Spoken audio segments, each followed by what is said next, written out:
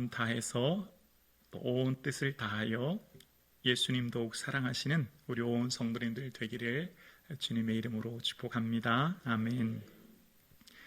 복음은 어떻게 사회와 세상을 변화시키는지 보여주는 좋은 예가 한국 교회사에 나오는데요. 여러분 많이 들어서 잘 아시는 곤당골 교회에 대한 이야기입니다. 복음이 어떻게 사회를 그리고 그 사회에 있는 구성원들을 변화시키고 하나님 나라가 임하게 되는지에 대한 예이죠. 지금부터 1세기 전만 해도 이 조선 땅은 신분이 세습되는 신분제 사회였지 않습니까? 특히 신분의 가장 아래쪽에 있는 사람들이 백정이었지 않습니까? 그때 당시 백정은 나이가 들어도 어른 대접받지 못하고 또 호적에 이름을 올릴 수 없어서 백성으로서의 보호를 받을 수 없었고 또 많은 돈을 번다고 해도 기와집에 살거나 비단 옷을 입거나 또 뭐 상투를 틀거나 그렇게 하지 못했다고 하지 않습니까?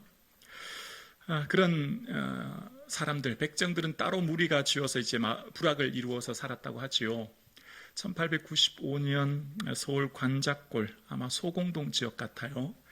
그곳에서 백정 박씨가 살았습니다. 이름은 박성춘이라고 하는 분이었는데요. 그분이 이제 하루는 장티푸스에 걸려서 심한 고열로 시달리고 이게 심하면 이제 죽기까지 한다고 합니다.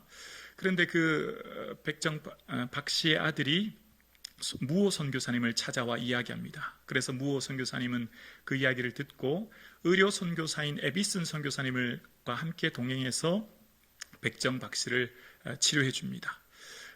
그때 당시 에비슨 선교사님은 고종의 시의였고 제중원, 그러니까 지금의 세브란스 병원의 시초였죠. 제중원에서 일하는 시의였는데 이 에비슨 선교사가 박성춘 씨를 잘 살펴줘서 건강을 회복했다고 합니다. 알고 보니까 이 박성춘 씨가 나를 고쳐준 사람이 임금님을 고쳐주는 시의였다는 걸 알게 되는 거예요. 그러니까 너무너무 감사하고 나처럼 이런 사람을 어떻게 시의가 와서 고쳐주나 너무 고마워서 이제 그날로 교회를 갔다고 합니다. 지금 그때 당시 곤당골 교회였는데요. 교회 예배를 드리고 너무나 은혜가 되어서 세례를 받고 그 온 집이 이제 교회를 다닙니다. 그런데 시간이 점점 지나면서 사람들이 웅성거리기 시작하는 거예요. 그 교회 대부분의 구성원들이 이제 양반 교회였지 않습니까? 그래서 양반들이 저 사람 다른 교회 내보내라고 초대 담임 목사님 무호 선교사님한테 계속 얘기합니다. 그랬더니 무호 선교사님 들어줄까요? 아니죠. 주 안에 모두가 형제 자매고 하나지 않습니까? 어떻게 신분제가 있을 수 있겠습니까? 결코 그렇게 할 수 없다고 얘기하자 곤당교회에 있던 거의 절반 분들이 그럼 우리 교회 안 나오겠다 이렇게 하는 거예요. 그럼에도 불구하고 절대 그렇게 이 백정 박씨를 보낼 수 없다고 얘기하자 결국은 곤당교회에 있던 대부분의 양반들이 교회를 나옵니다. 그리고 홍문숙교에 교회를 세웁니다. 그리고 그 사람들은 곤당골 교회를 향해 첩장교회라고 손가락질합니다. 첩장교회란 말은 첩연들과 죄송합니다. 이 기록에 따른 거니까 백정놈들이 다니는 교회라고 하면서 손가락질 했다는 거예요. 저런 교회가 있다라고 손가락질 했다는 겁니다. 그렇게 시간이 1년, 2년 흘러갑니다. 그러자 3년쯤 지났는데 참 하나님 은혜로 홍문숙골에 나갔던 많은 성도님들이 이제 그 사건에 대해서 좀 돌아보게 됐고 그래서 무호 선교사님을 찾아와서 우리가 이제 곤당골 교회와 같이 합쳤으면 좋겠습니다. 그렇게 얘기를 했다는 거예요. 정말 하나님 은혜죠. 그래서 두 교회가 합쳐져서 지금의 인사동에 있는 승동교회가 탄생되었다는 겁니다.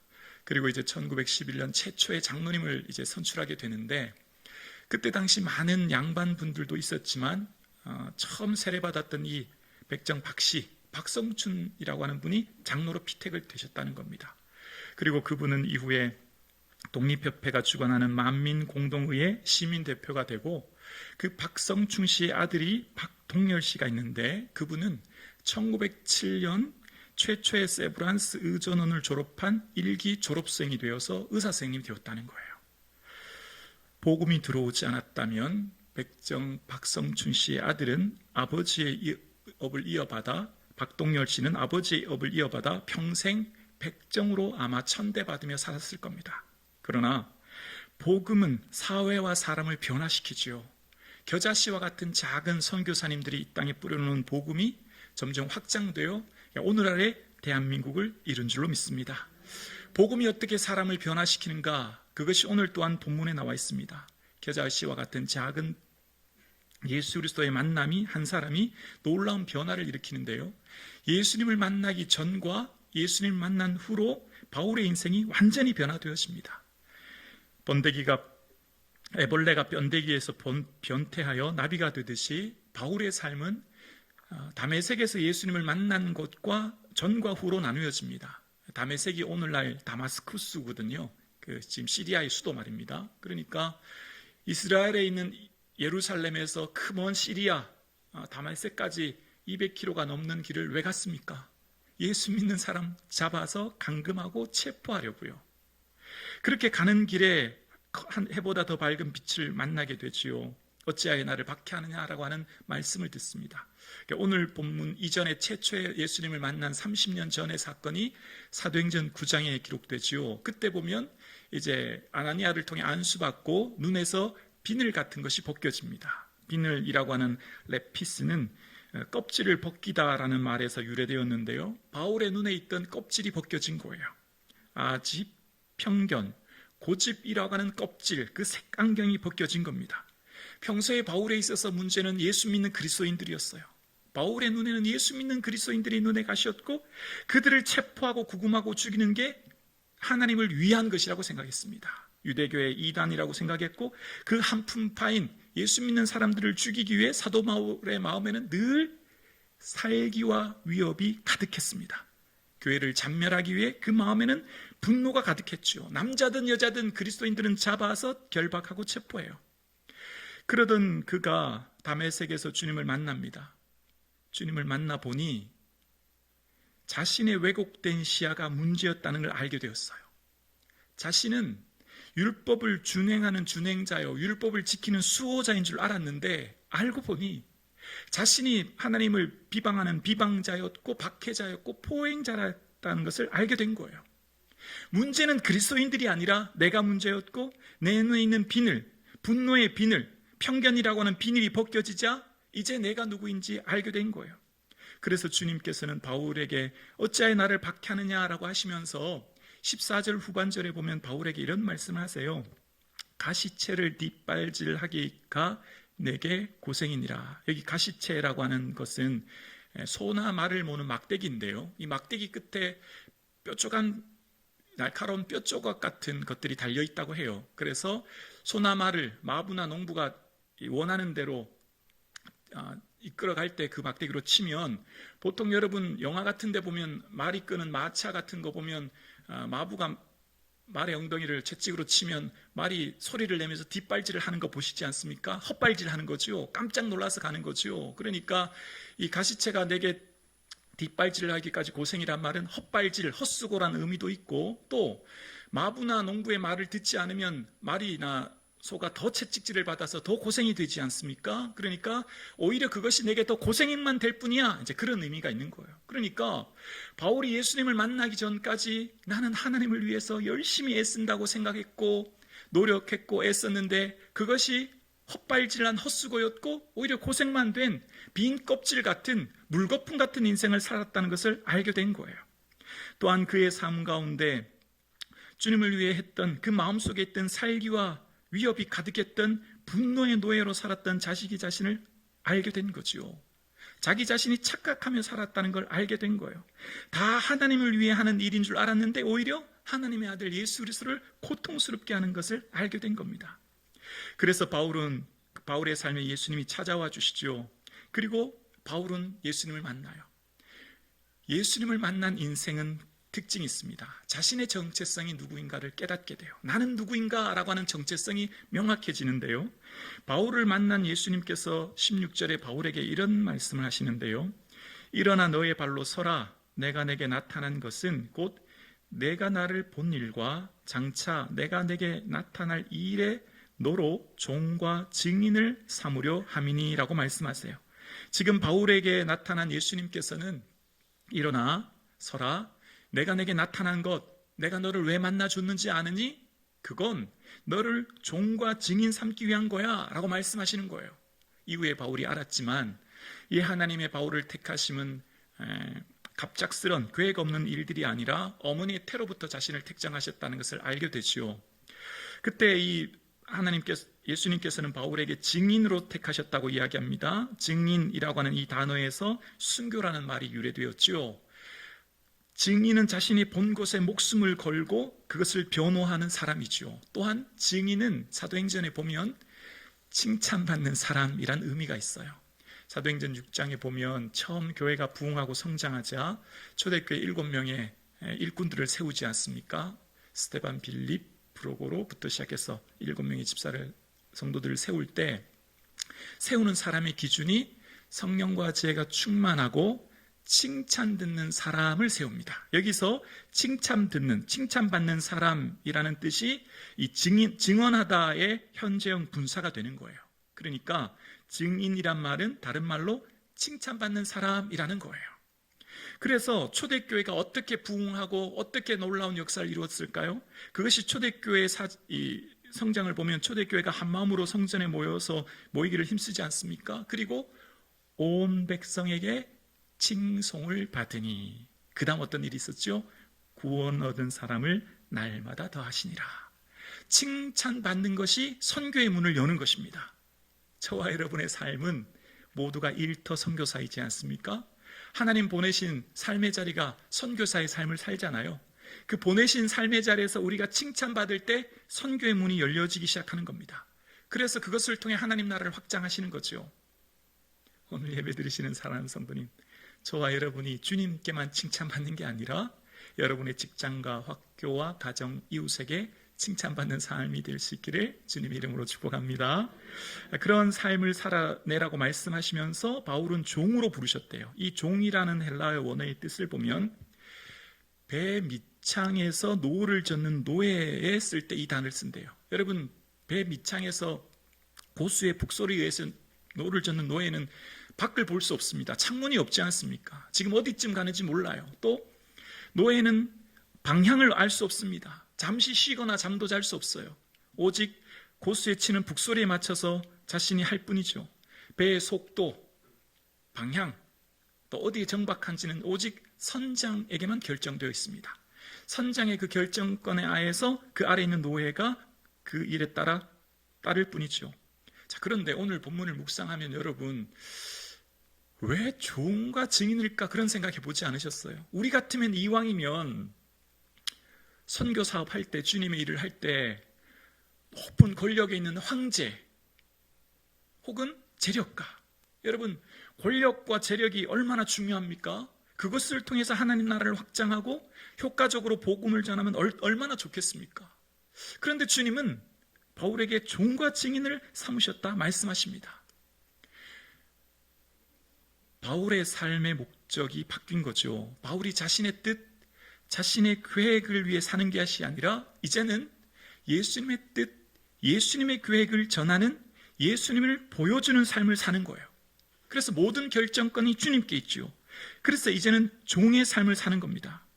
그러니까 바울의 삶을 통해 달빛처럼 빛을 비추는 예수님의 뜻과 계획을 보여주는 증인의 삶을 살아내도록 종으로 부르신 거예요. 바울의 인생을 자신의 계획, 자신의 뜻, 자신의 목적을 가지고 살아가는, 자신이 주인 되어 살아가는 인생으로 부르신 게 아니라 바울의 삶을 통해, 전 생애를 통해 예수님의 뜻, 계획, 마음을 보여주도록 부르셨고, 그래서 바울을 종으로 부르셔서 사용하신 거예요. 마치 여러분 노아의 홍수 기억하시죠? 노아의 홍수는 방향을 결정하는 키나 혹은 힘써지는 노가 없었지 않습니까? 그리고 노아의 홍수의 창문은 어디로 났습니까? 위로 났지 않습니까? 위로 한 규빗 하늘로만 나 있습니다. 하나님만 바라보도록 모든 방향과 앞으로의 결정이 하나님께 있음을 말씀하는 것처럼 바울의 인생은 자신의 인생의 목적과 계획과 뜻을 내 뜻대로 살아가는 인생이 아니라 이제 주님을 만난 이후로 주님의 뜻과 계획대로 살 수 있도록 종으로 부르셔서 이제 바울의 삶은 자신의 뜻을 이루어가는 황제처럼 사는 것이 아니라 주의 뜻을 이루는 종으로서의 삶을 살도록 그를 부르신 거예요. 그래서 바울의 정체성을 비로소 알게 되었어요. 나는 예수님의 종이구나라고 하는 정체성을 분명히 한 겁니다. 그래서 바울이 편지를 쓸 때 자신을 이렇게 소개하죠. 예수 그리스도의 종 바울은 나는 주님의 종이요 주님의 뜻을 이루며 살아가는 삶이다 라고 자신의 삶을 고백하는 거예요. 여러분, 종하면 좀 왠지 억압받고 눌리고 부당한 대우받고 좀 자유가 없고 그런 마음 들지 않습니까? 근데 이 종에 대해서 보면 종은 두 부류의 종이 있어요. 신명기에 보면 신명기 15장에 이제 히브리 종들이 6년이 되면 7년째는 다 본 고향으로 돌아가게 해야 되죠. 그때 재물과 많은 재산을 주어 보냅니다. 그런데 그때 만약 어떤 사람이 주인을 사랑해서 그 주인의 있는 곳을 떠나지 않겠다라고 하면 그 종은 그대로 그냥 남아 있습니다. 귀에 대문에 귀를 뚫고 그는 영구히 종으로 살아갑니다. 그런데 이 종은 더 이상 과거에 억눌렸던 살아갔던 노예의 삶이 아니라 사랑의 종이 된 거예요. 주인을 너무 사랑하기 때문에 기쁨으로 그곳에 남아있게 되었고 섬기는 삶이 된 거죠. 여러분, 누군가를 사랑하면 그 사랑하는 사람을 기쁘게 하기 위해 그 사람의 종이 되지 않습니까? 그래서 바울은 갈라디아 교회를 편지할 때도 오직 사랑으로 서로 종노릇하라 그렇게 편지해요. 자신이 직접 예수님을 사랑으로 섬기는 사랑의 종으로 살고 있거든요. 그래서 바울은 자신의 삶 가운데 늘 이 살기와 위협이 가득했던 분노의 삶을 살았던 과거의 모습과 달리 지금은 주님의 종이 되었지만 주님 주시는 은혜 안에 기쁨과 성령이 충만한 삶을 살게 된 거예요. 오늘날 시대를 보면 오늘날 시대는 분노 사회가 아닐까 생각합니다. 분노가 지배하는 사회. 모든 사람의 마음에는 어떤 분노가 가득한 것 같아요. 무슨 조금만한 일만 있으면 핑계 삼아 폭발하는 그런 피해의식이 가득한 사회가 이 시대가 아닐까 생각해 봅니다. 또 오늘 이 시대는 중독 사회가 아닐까 생각합니다. 술과 성, 게임과 마약 중독 같은 중독이요. 스스로를 멈추지 못하는 스스로의 욕심의 노예에 이끌려가는 이 시대. 그러니까 이 시대는 어둠에 갇혀 살지만 자신이 어둠에 있다고 하는 것 자체를 모르면서 이것 없으면 안 된다고 하는 것 말하면서 이것이 전부다라고 생각하는 시대. 그러니까 모든 인생은 무중력 상태의 인생은 없다고 하지 않습니까? 진공 상태에 있는 인생은 없다고 하지 않습니까? 무언가에 의해서는 다 끌려다니는 인생이라는 거예요. 모든 사람은 무언가에 끌려가는 인생이라는 거예요. 필요한 만큼을 소유하려고 애쓰는 게 아니라 욕심만큼을 가지려고 하니 더 많이, 더 크게, 더 높이 가지려고 하는 이 더를 추구하기 때문에 욕심에 끌려가는 인생이 오늘날 이 시대의 인생이지요. 그래서 결국 그것을 이루면 기쁨이 아니라 허무한 물거품을 발견합니다. 오늘 이 시대가 어둠에 갇혀 살아가는 이 시대처럼 사도 바울이 살아갔던 삶과 그 시대의 모습도 그랬던 것을 봅니다. 바울의 삶은 종으로서의 삶이었지만 사실은 엄청나고 위대한 역사를 이룹니다. 바울이 종으로 살면서 말씀을 전할 때 손수건이나 앞치마를 던지면 병이 낫고 악기가 떠나는 거예요. 놀라운 능력이 나타났죠. 그렇게 역사가 나타나니까 사람들이요 바울을 헤르메스라고 얘기합니다. 신이라고 대접하면서 바울에게 소와 환을 가지고 제사하려고 해요. 바울이 갑자기 신의 위치에까지 올라가게 된 거예요. 또 실제로 바울은 나곤이라고 하는 셋째 하늘의 환상과 계시까지 본 대단한 주의 종 아닙니까?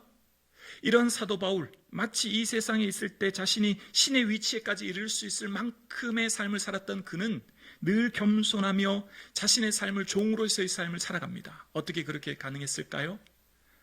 너무 자만하지 않게 위하여 주님은 그에게 육체의 가시를 두셨거든요.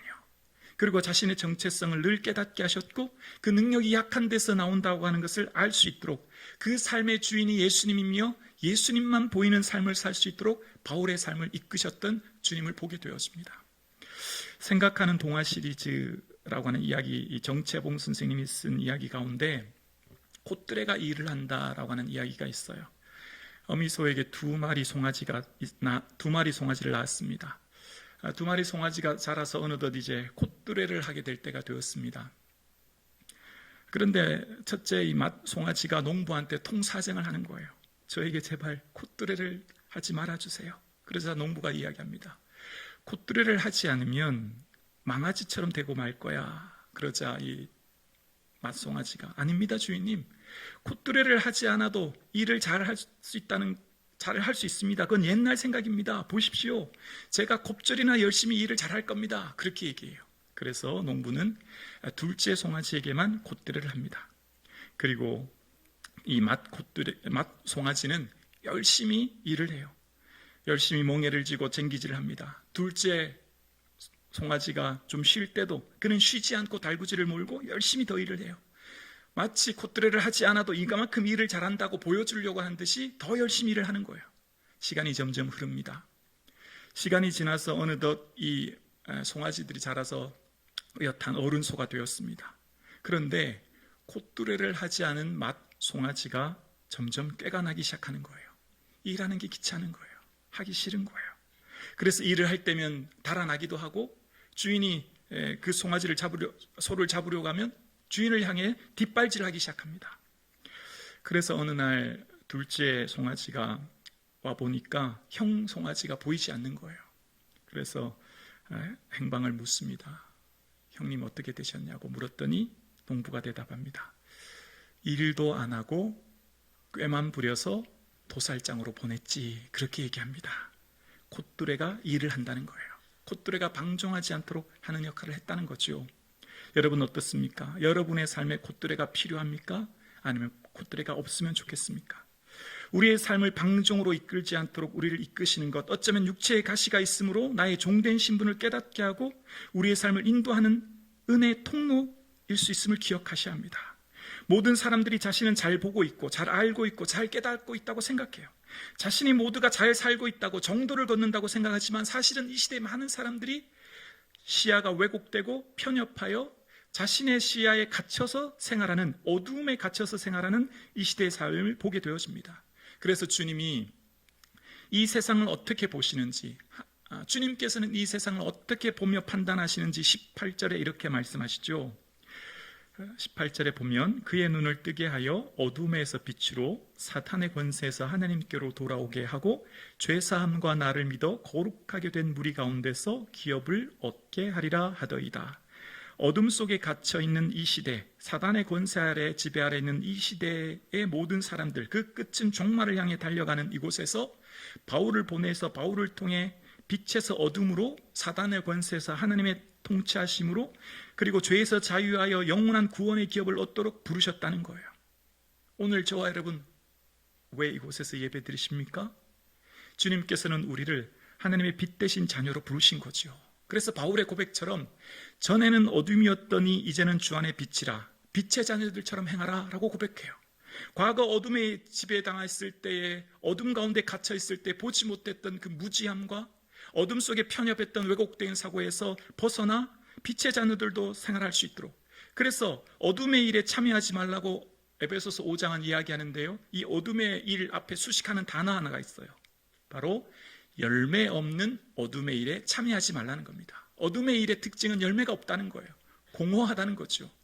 여러분, 죄를 어두운 곳에서 많이 짓습니까? 죄는 어둡고 컴컴한 곳에서 죄를 짓지 않습니까? 백두제낮에 죄 짓는 사람 거의 없잖아요. 어둠의 열매는 공허함이요, 어둠의 열매가 우리를 허무하게 만드는 것이죠. 그래서 너희는 다 빛의 아들이라, 낮의 아들이라 말씀하신 것처럼 주님은 우리를 빛의 아들로 부르셨고, 우리가 가는 곳마다 어둠이 물러가는 역사가 있는 거예요. 우리 안에 있는 예수 그리스도가 빛 되시기 때문에 우리의 각자 삶의 자리로 나아갈 때 삶의 자리에 빛이 비치는 거예요. 성도, 빛의 자녀인 성도들이 가는 그 직장에 어둡고 무거운 직장의 따돌림과 괴롭힘과 부당한 갑질 문화가 바뀌어 그분을 통해 존중과 배려의 직장으로 바뀌는 거죠. 관례로 강요받는 부당한 지시로부터 소통과 공감으로서의 직장으로 바뀌어지는 거예요. 빛의 자녀인 어머니가 머무는 그 가정은 비록 힘들고 어렵고 힘들지만 어머니가 늘 기쁘고 즐겁게 찬양함으로 설거지하고 청소하고 일을 할 때 자녀들이 그 빛의 영향력 아래 기쁘고 즐거운 은혜의 시간을 보내게 되는 거죠. 그래서 하나님께서는 바울을 통해서 어둠에서 빛으로 눈을 뜨게 하려고 보내셨다는 거예요. 그래서 바울이 고백합니다. 흑암의 권세에서 건져내사 사랑의 나라로 옮기신 은혜를 기억하면서 초대교회 성도들에게 편지할 때 늘 고백하는 것, 마음 눈을 밝히사라고 기도해요. 마음 눈이 밝혀져야 주의 뜻을 볼 수 있으니 자신이 과거의 살기와 위협으로 가득했던, 분노에 가득했던 인생에서 주 은혜 안에, 성령 안에 기쁨과 은혜가 충만한 자족한 은혜로 삶이 변화되었거든요. 남을 짓밟고 죽이려고 했던 인생에서 타인을 살리고 소망을 주는 인생으로 변화되었거든요. 그래서 바울의 인생에 주님의 종된 삶은요, 모든 걸 드려도 아깝지 않았습니다. 자신의 재물을 사용하고 내 자신까지 내어주어도 아깝지 않았고, 자신의 생명까지 내어주어도 아깝지 않은 인생이 되었어요. 하나님 나라의 비밀을 알게 되었거든요. 오늘 2부 예배 드리시는 사랑하는 성도님, 무엇을 위해 사십니까? 무엇을 위해 열심히 일하십니까? 그 직장 왜 다니십니까? 무엇을 위해 그렇게 열심히 분주하게 지내십니까? 우리의 삶을 통해서 어둠 가운데 갇혀있는 자들에게 빛 대신 예수 그리스도가 보여주는 삶, 증인된 삶 되기를 주님 이름으로 축복합니다. 많은 사람들이 어둠에 갇혀 헤매이며 어디로 갈지 알지 못하는 방황 속에 사단의 지배와 다스림 안에 종노릇 되어가는 이 시대에 우리를 빛의 자녀로 보내셔서 참된 자유와 소망을 선포하라고 보내시는 거죠. 그래서 주님을 만난 사람의 특징이 있어요. 주님을 만난 사람의 특징은 보내심, 파송을 받아요. 17절 볼까요? 17절 보면 이스라엘과 이방인들에게 내가 너를 구원하여 그들에게 보내어라고 말씀합니다. 보내다라고 하는 뜻이 사도라는 뜻이거든요. 주님은 바울을 먼저 건져내서 이스라엘 유대인들만이 아니라 이방인들에게도 끝까지 그 장벽을 무너뜨리고 모두에게 복음을 전하기 위한 것이라고 말씀하세요. 여러분, 말씀을 읽어보면 믿음의 선배들의 공통된 특징 한 가지가 있습니다. 주님을 인격적으로 만난 사람은 한결같이 주님의 보내심을 받아요. 아브라함이 본토 친척 아비 집을 떠나 내가 내게 보여줄 땅으로 가라라고 말씀하셨죠. 아브라함을 부르셨을 때는 보여줄 땅으로 가도록 말씀하셨고 하늘의 별과 같은 자녀를 주시겠다고 말씀하셨어요. 모세가 떨기나무에서 주님의 임재를 경험하지요. 그때 하나님께서 모세에게 내가 너를 바로에게 보내어 너에게 내 백성 이스라엘 자손을 애굽 땅에서 인도하여 내게 하리라 라고 말씀하세요. 하나님을 인격적으로 만난 사람은 한결같이 보내심, 파송을 받는 거예요. 그 보내심과 파송은요, 순종의 길로 갈 때 하나님 보내신 놀라운 역사와 능력을 경험해요. 불가능할 것 같은, 안 될 것 같은 어려운 모든 상황 가운데 순종하고 나아갈 때 하나님이 어떻게 역사하신가를 경험하는 은혜의 통로가 되는 거예요. 하나님께서는 여호수아를 부르셔서 이 요단을 건너 내가 이스라엘 자손에게 주는 그 땅으로 가라라고 말씀하셨고, 여호수아는 그 말씀에 순종하여 나갔더니 요단강이 멈춰지고 여리고가 무너지는 역사를 경험하는 거예요. 하나님을 만난 사람은 한결같이 보내심을 받는데요, 그 보내심의 부르심에 순종하여 나가면 하나님의 놀라운 능력을, 은혜를 경험하게 될 줄로 믿습니다. 바울 역시 그랬습니다. 부르심에 순종하여 나아갈 때 1차보다는 더 큰 2차의 선교 사역의 열매가, 2차보다는 3차가 더 넓게 선교의 열매가 확장되어 나가는 거죠. 그래서 하나님의 역사는 숫자에 있지 않아요. 순종하는 소수, 그 한 사람을 통해 위대한 역사를 이루시는 거예요. 하나님은 겨자씨와 같은 그 한 사람을 통하여 태산과 같은 위대한 역사를 이루시는 거죠. 성경을 보면 이스라엘 백성들의 숫자가 60만 3,550명이라고 민수기에 기록합니다. 그러나 60만 3,550명 중에 말씀에 순종한 사람은 여호수아와 갈렙이에요. 60만 3,548명은 다 불순종했지만 단 두 사람이 순종함으로 그들이 하나님 나라의 역사를 이루고 가나안 땅에 들어가 하나님 나라를 이 땅에 이룬 거죠. 여러분, 순종하는 소수가 위대한 역사를 이루고는 거예요. 하나님께서는 하나님의 역사를 이루실 때 순종하는 그 한 사람을 통해 위대한 역사를 이루시는 거예요. 그 한 사람이 저와 여러분 되기를 주의 이름으로 축복합니다. 인생의 바닷속에서 공허와 불안, 우울의 파도로 끊임없이 덮치는 폭풍 속에서 내가 누구이며 왜 살아야 되는지, 내가 이곳에 왜 보내져야 되는지 모르는 회의 속에 살아가는 이 시대 수많은 사람들 속에 말씀의 나침판을 가지고 빛으로 세상을 비추어 고난의 폭풍을 뚫고 나아가도록 세상에 그리스도의 빛의 사명을 보여주도록 우리를 부르신 거죠. 그래서 어둠에 갇혀 살아가는, 사망을 향해 달려가는 그들에게 참된 생명을 비추라고 저와 여러분을 부르신 거예요. 사도 바울은 오늘 이곳 다메섹이 인생의 중요한 변곡점이 되었습니다.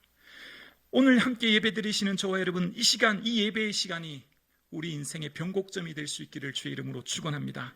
주님 부르신 이곳에서 나를 택하셨으니 주님의 그 부르심 앞에 주여 내가 여기 있나이다, 나를 보내소서, 어디로 가든지 어떤 곳으로 이끌든지 말씀에 순종하여 나아가는 그곳에서 하나님 나라가 우리를 통해 이 땅에 확장될 줄로 믿습니다. 나의 찬송이여